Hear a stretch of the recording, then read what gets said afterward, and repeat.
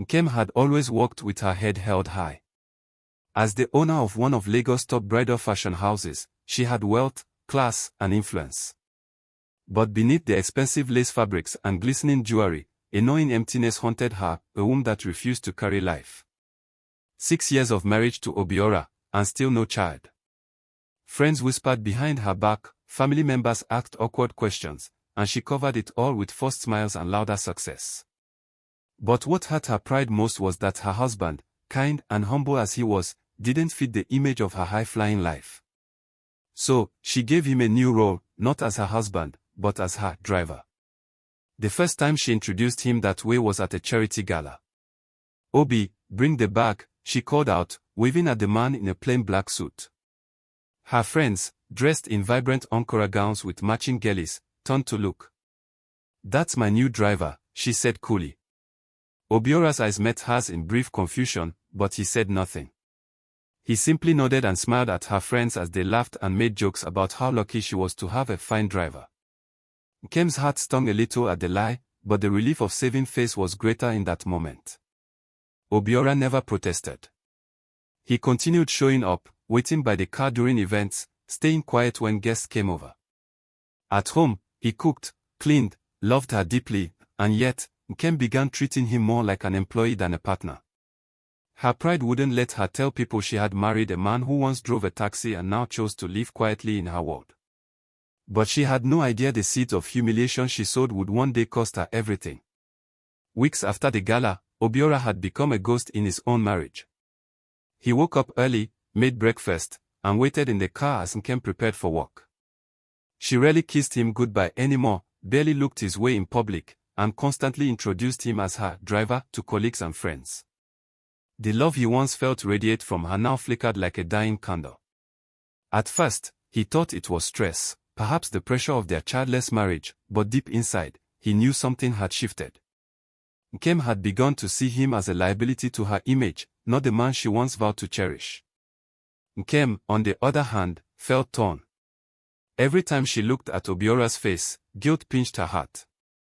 She remembered how they met, how he'd driven her to an event in Ikeja, how his sense of humor and calm spirit had captivated her. She fell in love with his simplicity, his dreams, his loyalty. But now, the same simplicity embarrassed her in elite circles. She had worked too hard to build her brand, and society had taught her that a woman of her caliber needed a man of equal or higher status. So, instead of confronting her feelings or defending her husband, she buried the truth and played her role, hoping he would understand, or at least remain quiet. One evening, Nkem hosted her inner circle of friends for a wine-tasting dinner at her home in Lekki. The house was pristine, the decor flawless, the chef imported from Ghana. As the women laughed and sipped wine, one of them, Amoka, her oldest and most unpredictable friend, smirked and said, "Your driver is quite handsome, Nkem. Does he come with the wine too?" The group erupted in laughter. Nkem forced a laugh too, but it felt like swallowing thorns. Obiora, who had just stepped in to serve drinks, paused. Their eyes met for a second, hers cold, his filled with hurt. He didn't say a word, but the way he carried himself after that changed. He no longer looked at Nkem with the same soft admiration. Amoka, noticing the tension, leaned closer to Nkem and whispered, "You better watch him. Fine men like that don't stay single for long."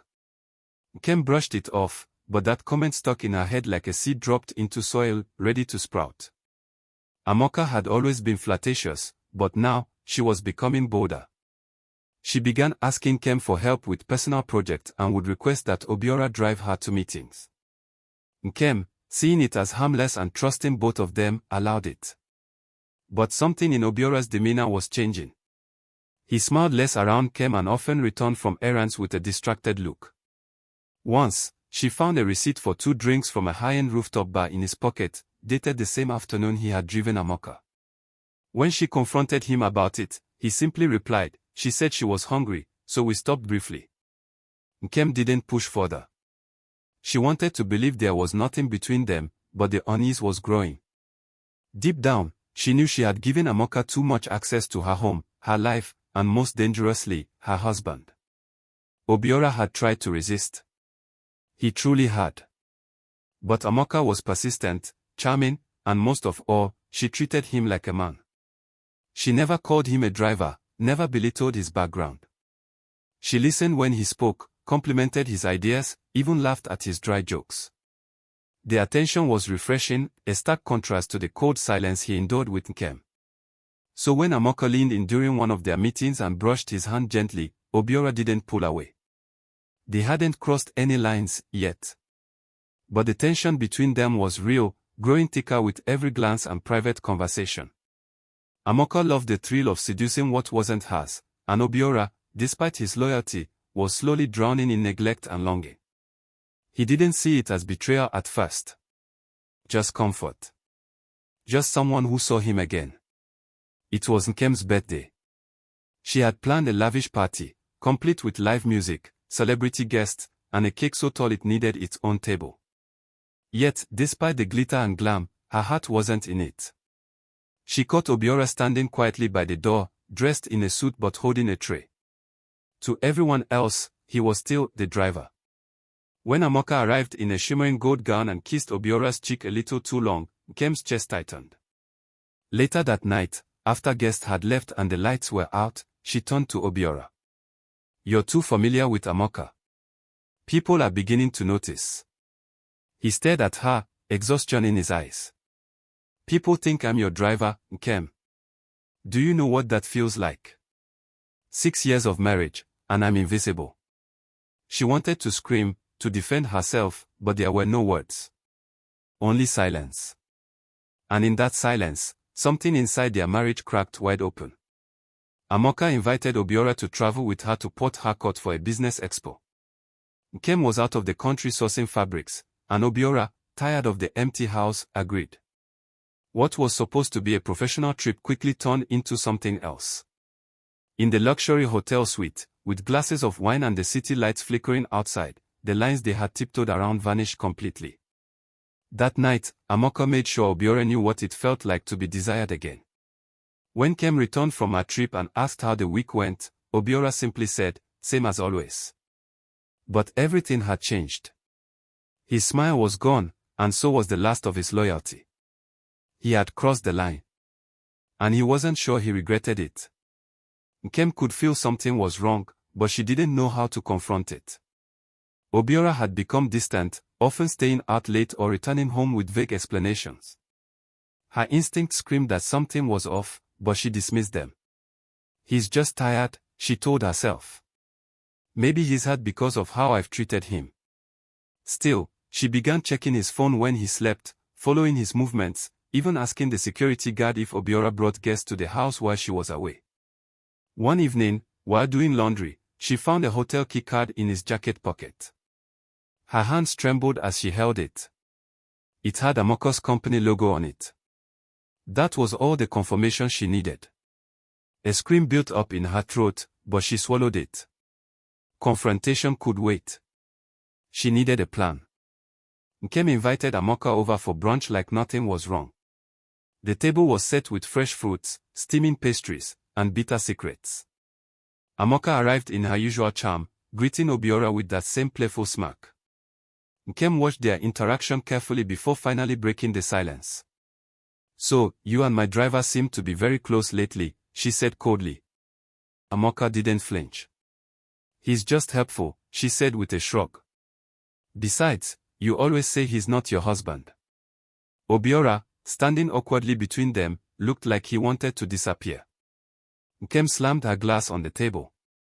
"He is my husband, Amoka. And you knew that. You both knew." The room froze. Amoka's smile vanished. Obiora looked away, shame written across his face. The truth was finally out, and it burned.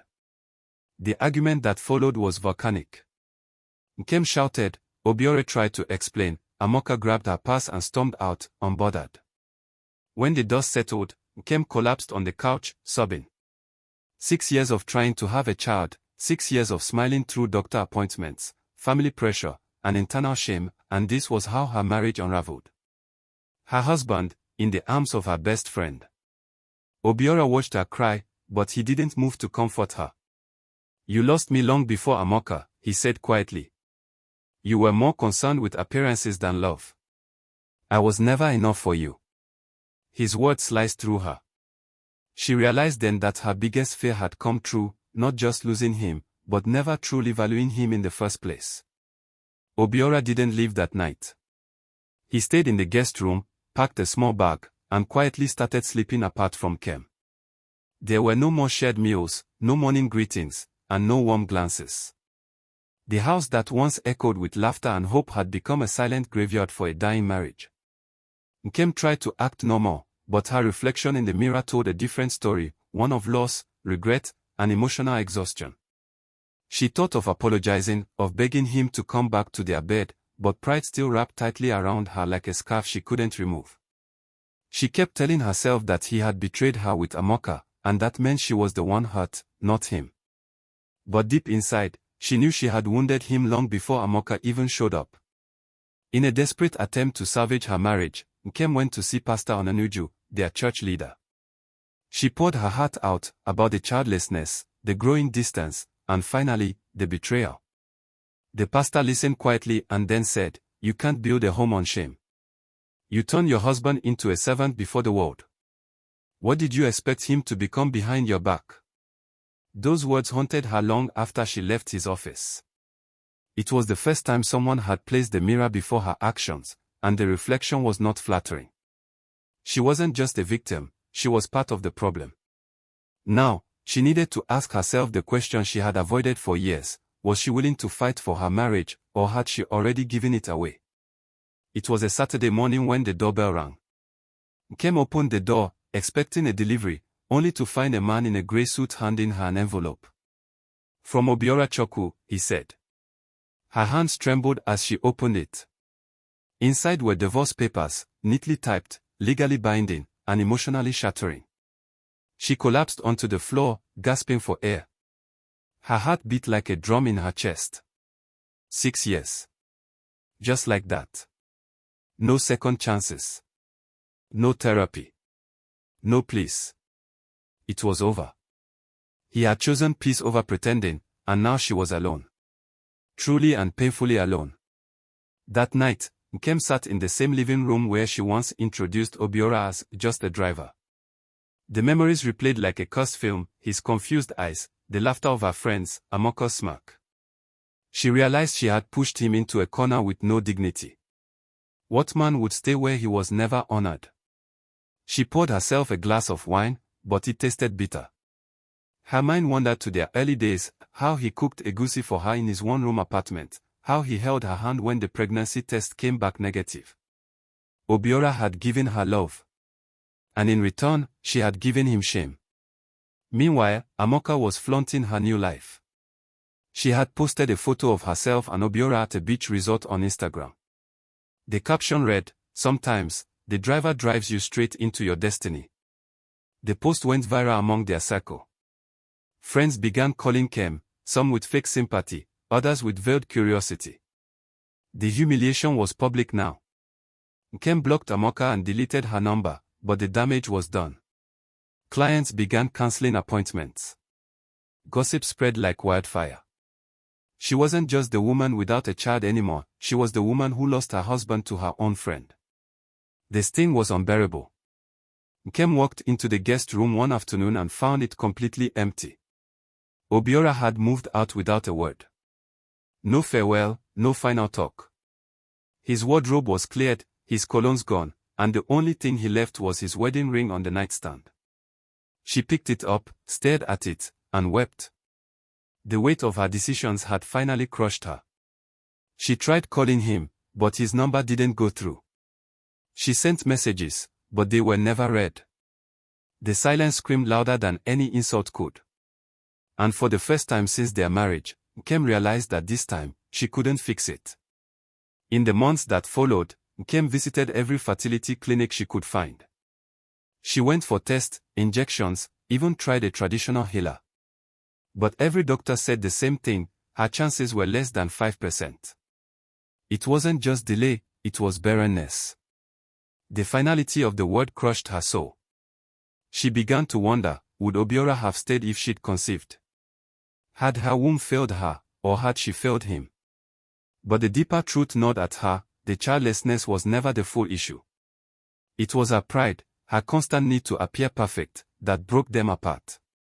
And now, she had neither a child nor a husband. Nkem's mother arrived from Enugu after hearing of the divorce. She entered the house with loud prayers and burning incense. "My daughter, what happened to your marriage?" she asked, tears welling in her eyes. Nkem tried to stay strong, but her mother's voice broke her. She collapsed into her arms and wept like a child. Her mother held her gently and said, "You can't treat a man like a servant and expect him to love you like a queen. A man wants respect, not decoration." Nkem felt as if the entire world was holding up the same mirror. She had run out of excuses. Weeks later, a letter arrived for Nkem. It was handwritten in Obiora's familiar script. She opened it slowly, her hands trembling. The letter wasn't angry. It wasn't even bitter. It was filled with memories, his favorite moments with her, his regrets, and his wish for her to find healing. One line struck her heart the most: "I never stopped loving you. I just stopped feeling like your husband." She cried for hours after reading it. Obiora's words weren't revengeful, they were honest, kind, and final. And that made it hurt even more. She clutched the letter to her chest, wondering if she would ever be loved that way again. Slowly, Nkem began to rebuild. She started therapy, joined a support group for women battling infertility, and reconnected with God in ways she hadn't in years. Her fashion business suffered at first, but she began telling her story openly, to clients, to staff, to herself. She stopped pretending. In one interview, she said, "I once introduced my husband as a driver, because I was ashamed of his simplicity. That was the beginning of my loss. If I ever get another chance, I would choose love over appearances." It went viral. People began to see her not as the proud, childless fashion queen, but as a woman learning to heal. Nkem waited 2 months before gathering the courage to reach out again. This time, she didn't call or text, she drove to his new apartment in Victoria Island. It was modest, nothing extravagant, but it was homey. She waited outside until she saw him step out, dressed in a simple polo shirt and jeans, his beard fuller, eyes calmer. "Obi," she called. He turned, surprised. For a moment, he didn't speak. Then, with that same gentleness she once took for granted, he said, "Nkem, what are you doing here?" She stepped forward, tears brimming in her eyes. "I came to ask you to give us another chance." He sighed deeply, looking away. "I don't think there's an us anymore." They sat in a small sitting room. Nkem poured her heart out. She apologized for the humiliation, for introducing him as her driver, for letting pride destroy what they had. "I was wrong," she whispered. "You were my husband, and I treated you like an embarrassment." Obiora listened in silence. When she finished, he spoke softly, "I forgave you a long time ago, Nkem. But forgiveness doesn't mean going back." She looked at him, desperate. "Why not? We can start again. We can adopt, we can," he cut her off gently. "Because I already started again. And I'm not going to leave peace for the memory of pain." Nkem's world crumbled when she saw the photo. It was on Facebook, Obiora and Amoka in a hospital ward, holding a newborn baby girl. The caption read, "Welcome to the world, Chizem Obiora Choku. Our miracle." Her knees buckled beneath her as she stared at the screen. Amoka had given him what she couldn't. She felt jealousy, rage, sorrow, but most of all, she felt loss. Not just of a man, but of a life, a future, a child. That daughter should have been hers. That smile on Obiora's face, it was the same smile he used to wear when he looked at her. Now it belonged to someone else. Against her better judgment, Nkem visited him again. This time, she didn't go alone, she brought a gift for the baby. A soft pink blanket, embroidered with Chizem's name. Obiora was surprised to see her, and even more surprised by her calmness. "I came to say congratulations," she said softly. He accepted the gift politely, and Nkem asked, "Can I hold her?" Obiora hesitated, then nodded. Nkem cradled the baby in her arms. She was perfect, tiny lips, soft curls, and the same dimpled cheeks Obiora had. Tears slipped down Kem's face. "She's beautiful," she whispered. "You're blessed." Then she handed the baby back and left, the ache in her chest sharper than ever. That night, Kem cried like never before. The house was too quiet, her bed too wide. She pressed the pillow over her face to muffle the sobs. The image of Chisholm's tiny fingers and peaceful face haunted her. That was the family she had prayed for, waited for, but pride had stolen it all away. She stood in front of her mirror again, but this time, she didn't see the successful fashion mogul. She saw a woman who broke her own heart. She whispered to her reflection, "You lost the only man who ever loved you because you wanted to look powerful." And the mirror didn't argue. Kem decided to speak out. In an interview with a popular talk show, she told her story with brutal honesty. "I introduced my husband as my driver to impress people. I mocked the very love I prayed for. And I lost him, to my best friend. Now, he has a beautiful daughter, and I have memories." The episode went viral. Comments poured in, some empathetic, others harsh. But one thing was clear, her honesty touched people. She had become a cautionary tale and a symbol of humility. And while it didn't bring Obiora back, it gave her a strange kind of peace. Months passed. One afternoon, at a friend's event, Kem spotted Obiora from across the room, holding Chisholm, with Amoka by his side. He looked genuinely happy. She watched from a distance, not with bitterness, but with quiet acceptance. That used to be her place beside him.